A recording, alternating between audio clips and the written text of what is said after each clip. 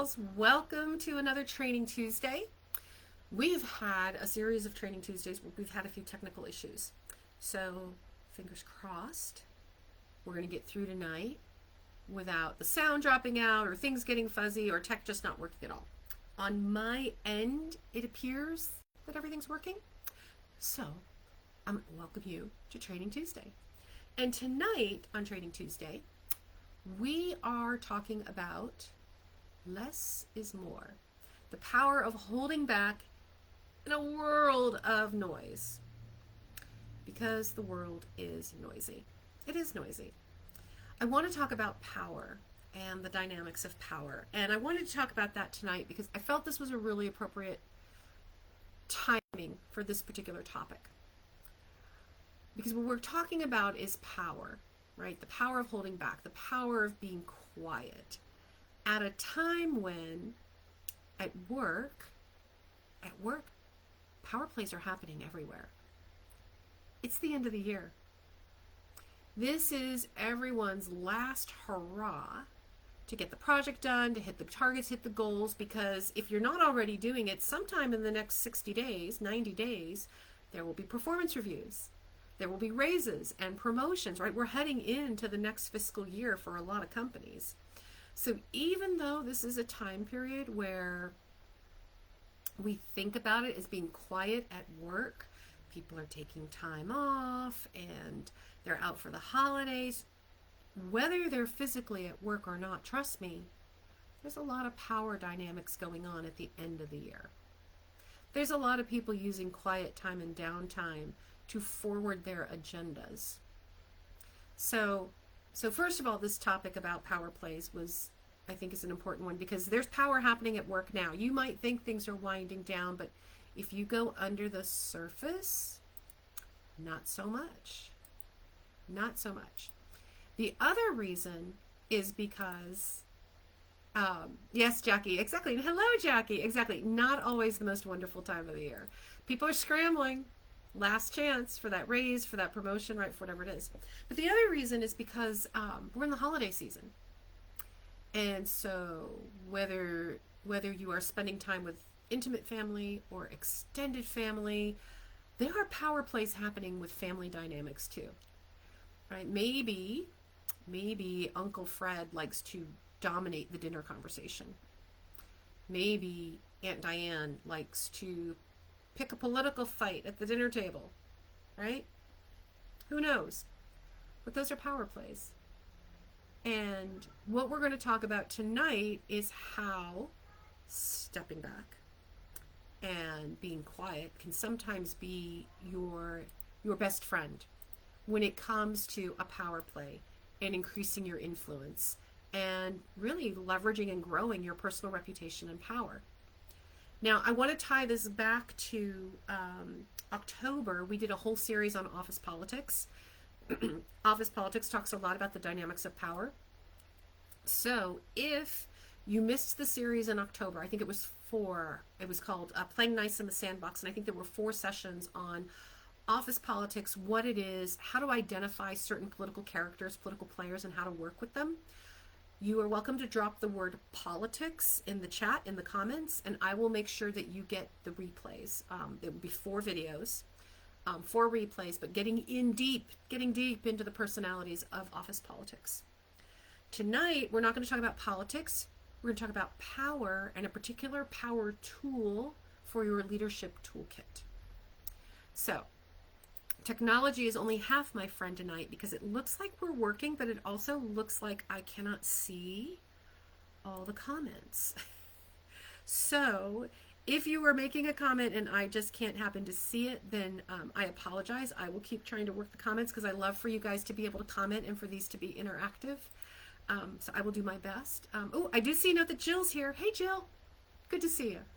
All right. So when you think about stepping into your power, right? Leadership power, leadership strategies and abilities. When you talk about owning your personal power, my first question for you is, what comes to mind? What are the power moves that come to mind when you think about, I need to amp up. I need to amplify who I am, where I am in this company, where I fit in this business, I need to amplify my personal power. What are the things that you think about? If you're willing to drop them in the chat, I would love to, assuming I can see the chat, I would love to see what they are. What I will share with you is what I hear and what I coach around for the women who come to me for private coaching to say, hey, there's more I know I can do, there's more I want to do here. And when they talk about amplifying their personal power, there are a couple of themes that come up regularly. And those are the same themes that we actually talk about in this group, that we actually talk about on Training Tuesday. I get a lot of requests around, how do I use my voice? How do I speak up and speak out more? How do I make sure I'm being heard? How do I present myself in a way that is truly a leadership way? Also, how do I stop hiding? How do I put myself out there and be seen so that I can get in front of those leadership opportunities, so I can get on that important project? So whether I'm volunteering for something or just making sure I'm getting recognized for something. We also talk a lot in our personal power program about how do I showcase my value? So how do I brag without being icky about it, right? So how do I let everybody know this is what I'm doing? This is how I'm benefiting you. This is how I'm benefiting the company. So how do I showcase my value? And most importantly, and this is one of the hardest lessons, so we talk about this a lot, boundaries. How do I establish my boundaries? How do I hold my boundaries without being rude, without being disliked, right? How do I do that? So side note, with holding boundaries, you're going to be disliked. People who are not used to your boundaries don't typically like boundaries, but they get used to it. It's fine. Okay. Here's the deal. All of these things, using our voice, making sure that we're being seen, that we're being heard, that we're putting ourselves in position for promotion and for opportunity, that we're bragging about what we do and how we do it. All of those things are good moves. These are good moves in terms of stepping up and really owning our personal power. These are great moves in terms of practicing, tapping into our knowledge, our experience, and our intuition, and trusting ourselves. That's what it's all about. So I do not want to diminish or downplay the importance of those moves, of your voice being heard, of you being recognized, of you being comfortable moving forward and outward as a leader. They're all important, and I will keep cheering you on, and I will keep coaching you around fighting the good fight and being loud and proud and all of those cliches, because it matters. It makes a difference. I also want to add to your toolbox, right, to your power tools in leadership, the power of being quiet, the power of stepping back, of letting things be, the power of not speaking up, of not fighting, of not proving a point. The power of not having the last word. So first, before we get into all the reasons why, I want to delineate. There is a fine line. There is a fine line between stepping up and stepping into your power in a confident, open, beautiful way, right? Stepping into your power and being seen in a way, it's scary. It's absolutely scary, but you know that you've got this, that you own this. Even when you're a little insecure and a little scared about, do I really own this? But you know what that feels like. And there's a fine line between stepping into power and stepping into our power, and on the other side of it, proving ourselves. On the other side of it is the energy that says, I have to speak up so that they know I have value. I have to speak up so that I'm heard, and I have to protect the underdog, right? That is often an energy that comes from a place of resentment, of frustration, also scary, right? It's also scary, but it's a different kind of scary. And you know this. You know when you're on one side or the other of that line because you feel it. You feel it in your heart and you feel it in your gut. You know the difference between stating your truth and defending yourself. You know the difference, you feel it between anticipation and a mission and stepping forward to protect your domain. And it's all in the energy of how we approach it. Now, both are scary, right? Both that moment of stepping up and stepping forward into your power is scary, and the moment of having to speak up, of feeling driven to prove yourself. They're both scary, so you don't get to avoid feeling scared. You don't. But you do get to own the way you show up. You get to own the energy that you bring to the table in that moment that you're feeling that fear.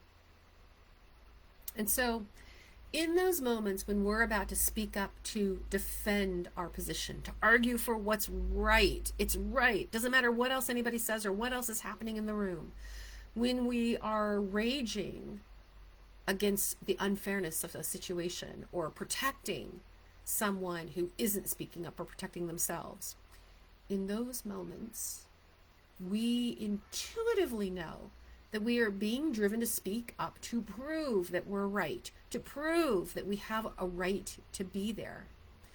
We know when we feel like we have to say something. We know that we have to say it so that we show our value. We have to say it because somebody has to.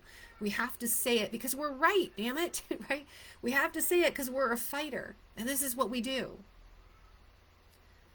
When I talk about that, when I talk about that side of it, how many of you recognize a little bit of yourself in that? How many of you recognize that sometimes, or maybe a lot of the times, this is what fuels you? There's a part of you that wants to be the superhero, that wants to protect your team, that wants to save the people who aren't as experienced or don't seem to know better. Pardon me. There's a part of you that knows the right thing to do. You know the right thing to do and how to do it, and it's frustrating that nobody else is doing it, and that they're doing either a sloppy job or they just want to get it done fast or they don't want to do it at all. There is a part of you that believes that good leaders challenge people, that we push them, because that's how we help them grow. That's how we help them see new perspectives. And there are moments for that. There are moments to be a superhero, and it makes sense. There are moments to speak up for what's right, and it's necessary. There are moments that we push other people to help them grow, to gain a different perspective. But I want to challenge you to start recognizing that there are moments when speaking up is not serving you. Speaking up is not making you a more powerful leader. Speaking up is not showcasing your value. Speaking up isn't saving anybody. Choosing to step back, choosing to remain silent and avoid involvement in certain situations can actually be a strategic way to increase your power, to increase your influence, to even increase your magneticism. I want to make sure I got that magnetivity. Can increase how people are drawn to you. Let me put it that way. Can increase how much people are actually drawn to you. So why would we choose to hold back? Or really, what are the challenges with holding back? Because here's the thing. Our ego, and thank you, Jackie. I'm glad that you're honest and you can relate to that. I know all of us can. All of us have felt the pull of needing to speak up, of having to speak up. and it's to protect our ego. Because our ego doesn't like this idea that maybe the outcome of this particular situation doesn't really impact you that much. You might have an opinion about it, but it doesn't impact you. You're going to end up fighting with your ego because it's not your fight. You will feel the pull of your ego to want to control a situation, manipulate a situation, push, pull, give your opinion, fight for the good, fight for the right. And then you have to remind yourself, you aren't their mother and they are not a minor. Talking about work particularly. Your ego will fight against the idea that your opinion isn't necessary. Your ego will have friction. There'll be strife against the idea that you are not the only one who can solve this problem. And better yet, there's more than one way to solve this problem. And you may not like Kevin's way of solving the problem. It might be slower than yours. It might be more expensive than yours. It may not be as good as yours, but it's still a way to do it. So our ego holds us back from holding back. Our ego is the driver of speaking up because we have to, because that's the way we prove our value. Because of all these reasons, right? Because we feel like somehow we lose or we're diminished if we don't speak up. We're diminished if we don't prove our value. We're diminished if we don't somehow step in and be seen and be heard all the time at every opportunity. Jill, you said something about a boo-boo today. So I'm glad this topic resonates. You are welcome to share your boo-boo if you'd like. You absolutely do not have to. But this is just it. And one of the reasons this topic actually came up for me to share with you guys is because, as I've told you before, the whole point of October, right? I've shared with you guys, I work in a highly political environment, super political. And earlier in my career, I did not appreciate political environments at all. I didn't understand them. I wasn't sure how to work them. I felt like there was a vast amount of knowledge somewhere about office politics that I should know that I didn't. And my ego, my youthful ego, was so busy trying to prove herself in her career that she was qualified and could do the work that I was a bit of a bull in a china shop. And more recently, being in this particular current political environment, I'm a little older, a little more mature, and I'm able to put a little distance between myself personally and the shenanigans of the office. So I know they're not about me and they're not personal, which is part of what inspired the series in October of The Office Politics. And also today, because I noticed in the last few weeks, I started pulling back in certain situations and not saying things and letting someone else lead and letting someone else make a decision and realizing, you know what, maybe my opinion doesn't matter so much in this situation. Maybe I should just shut up. And it's been working for me. And so December is like my month of just shut up. Actually, it's not what I call it. December is my month, though, of stepping back and being quiet. And here are the reasons why. I'm going to go through the reasons why I decided December is my month of stepping back and being quiet that I'm sharing with you, because you guys might choose to make it December. You might choose to make it more than December. I feel like this is a really good way of managing just in general. I just don't always do it. Sometimes the ego does get in the way, and sometimes, as I've said, there are very good reasons for stepping up in your power. All right. So if we can work with our ego, to shut it down sometimes and step back and be quiet, I have 8 reasons. I thought of a lot of them. 8 reasons why this can benefit you. Reason number 1. It saves yourself. Reason number 1 is save yourself. Save yourself. Preservation of your own energy and resources. Engaging in every situation at work, engaging in all the situations, it's mentally draining, it's physically draining, it's emotionally draining. And so when we are always fighting, when we're always involved in all the things, we get tired. And what happens is we deplete our resources, and not just our personal resources, but we deplete our work time, we deplete our productivity, which means we're fighting everything all the time and we have nothing left for anything of value. When you pick and choose which battles you're really going to step into, now you have more resources, more energy, more strength to apply to the battles that actually matter to you, where your opinion matters, where the outcome actually impacts you more. So 1 is preserve your energy and your resources, save yourself.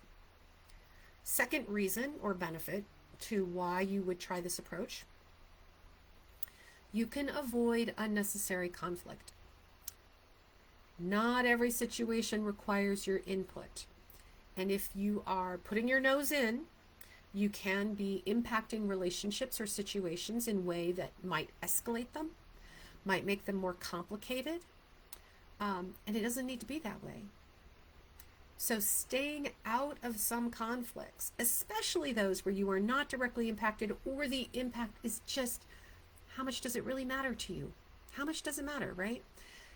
Staying out of those situations, not only do you conserve your energy, but you don't get embroiled then in conflicts that might, in the longer term, be detrimental to other relationships, right? If you're in conflict with people over things that don't even matter, you've just created strife that you didn't need to create. Number 3, opportunity. Opportunity to increase your own insights into the situation and the people that you're working with. When you step back, and rather than reacting and rather than diving into the fight, you just sit back and observe the dynamics at play.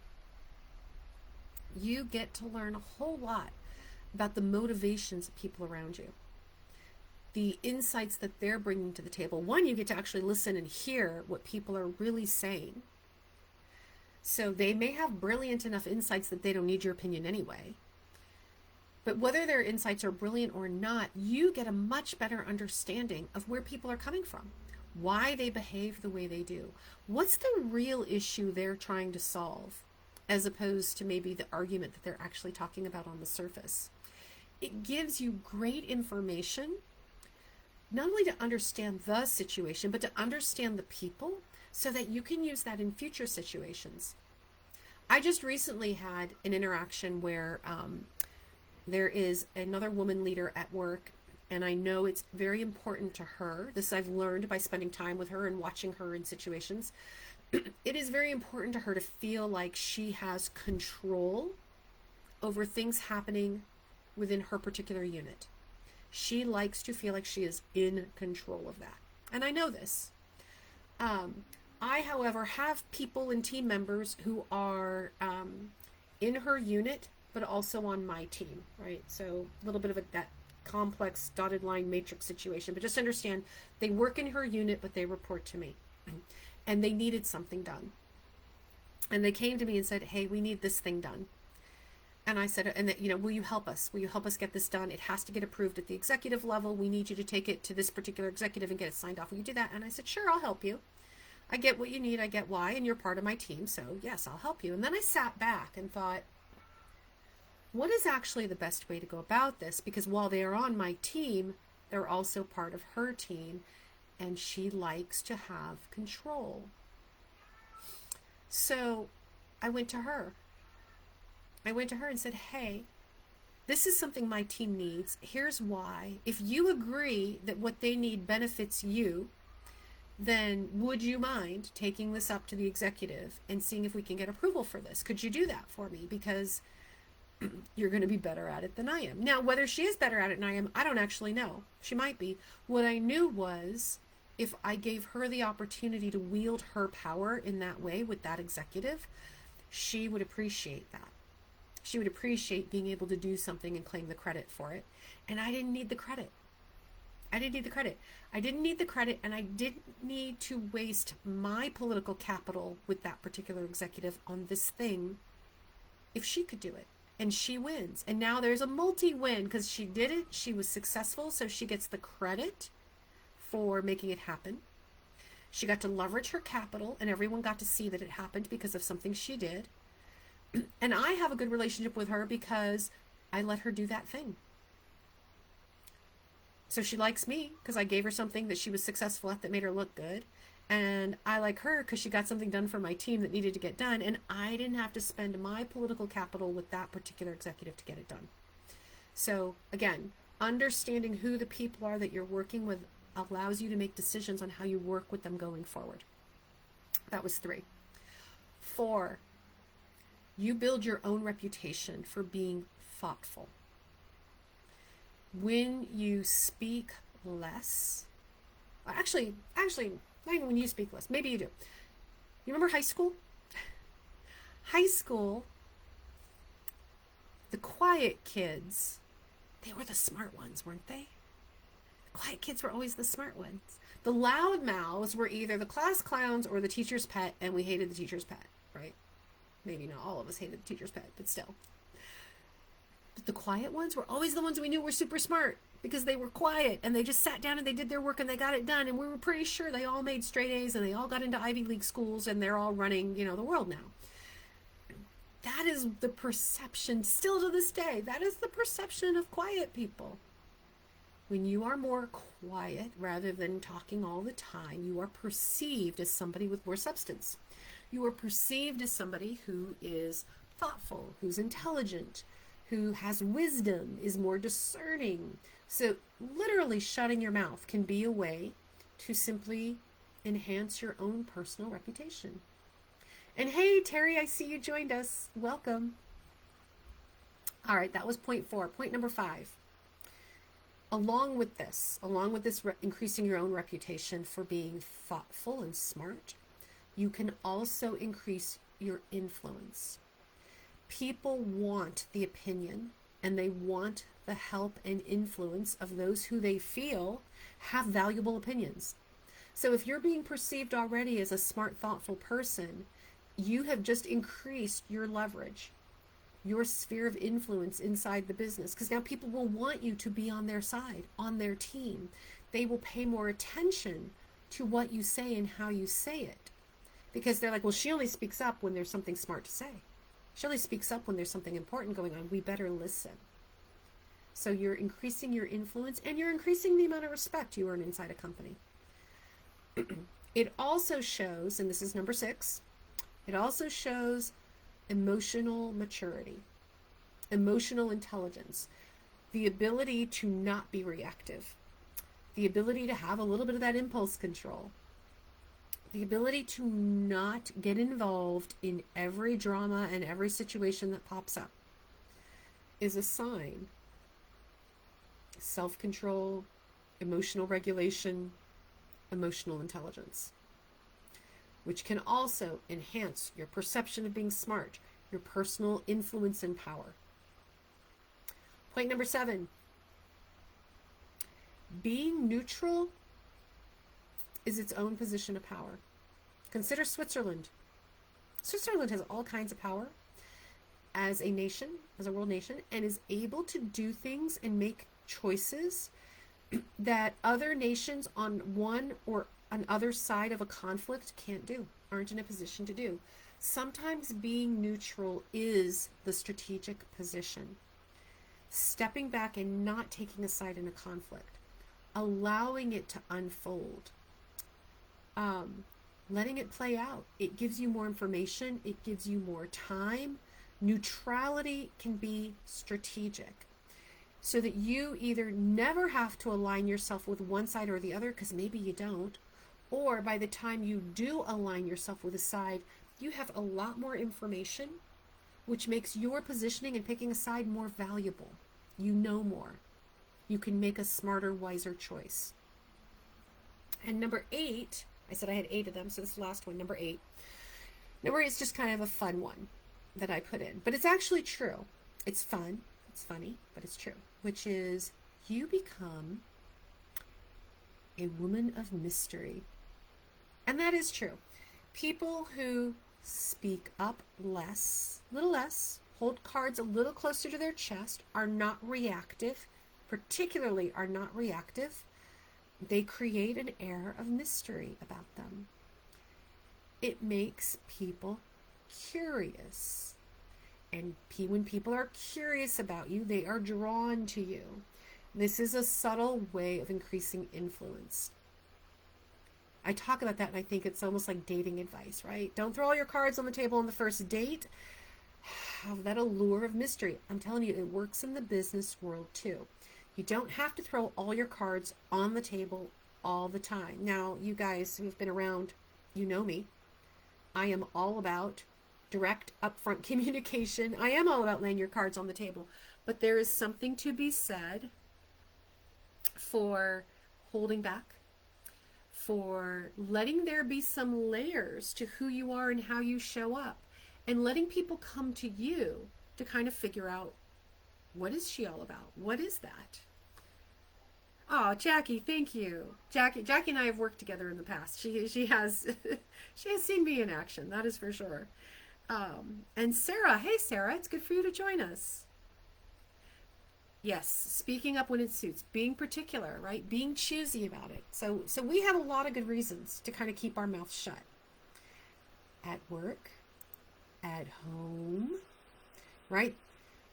So here's a way for you to decide, is this a moment where I should speak up or not? Whether you're at work or at home, whether it's the holiday season and Uncle Tom is still talking to, or Uncle Fred, I called him Fred earlier. Uncle Fred is still monopolizing the dinner conversation, and Aunt Diane is picking a fight with Cousin Jude over in the corner about politics. There's just one question you need to ask yourself. So what? So what? So what if you hate the holiday card that your company produced that you've got to send to clients? So what?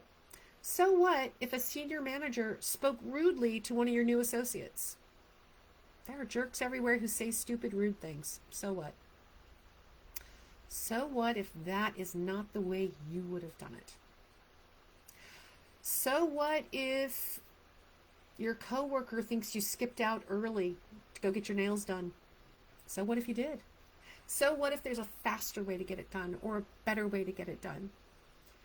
So what if your boss thinks Jen is the cat's meow and not you? So what if Uncle Fred monopolizes the dinner conversation? So what if Aunt Diane goes on and picks a fight about politics? So what if nobody likes Waldorf salad? Does anybody eat Waldorf salad anymore? I don't even know. There are moments when you will want to use your loud voice, where you need to establish those boundaries, where you want to set the record straight. You need to have that hard conversation. I get it. There are moments, but I want to invite you to look out for the moments where you can ask yourself, so what? And explore the power of holding back while everyone else is making noise. Explore the power of keeping some of your brilliance and your shining light to yourself, and let others come to you to discover it.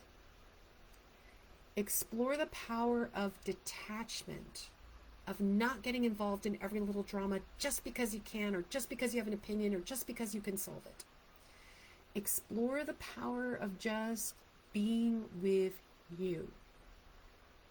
So this holiday season, you crank up the old Pink song. It's from what, 15 years ago? So what?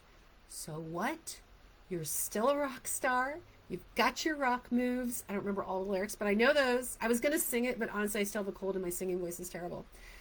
But you don't need anyone to validate that. I love that Pink song, by the way. So sing the Pink song to yourself before you walk into every holiday situation, before you go to work, and just ask yourself, so what? Let them be.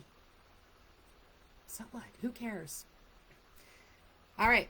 That is Training Tuesday for tonight. So remember, your ego is gonna fight you. Your ego is going to want to prove your value, prove you know, prove you can. And if you can work a little bit with the ego, you can preserve your energy and your resources for the fights that matter. You can avoid the unnecessary friction and conflict. You can enhance your insight into what's motivating other people and learn how to work with them better. You can build a reputation for being thoughtful and smart. You can increase your leverage and your influence with others. You can exhibit emotional intelligence. You can strategically position yourself as neutral. And you create the air of mystery, that you are a curious person worth exploring, which you are, by the way. All right. Thank you for joining me for Training Tuesday tonight. If, as I said earlier, if you would like to get the Office Politics series that we ran in October, drop the word politics in the chat, and I will send 4 training videos your way all around office politics, the different political players and how to work with them. If you would like to chat more just about how you show up in your personal power, whether we need more practice stepping out loud, or maybe we need more practice and more tools for how do I step back and restrain, just drop the word chat in the comments and I'll reach out to you and we will schedule a free coaching call, a one-on-one chat to just work through what is your best path to enhancing your personal power. So politics if you want the politics training series, and chat if you'd like to have a free coaching call, and we will talk about how you get through the holiday season with all of your power perfectly intact. Thank you, ladies, for joining me for this fun topic. I always love, as you know, office politics and personal power and all that good stuff. I love that. So thank you for joining me tonight. Have a fabulous week, and I will see you all next week.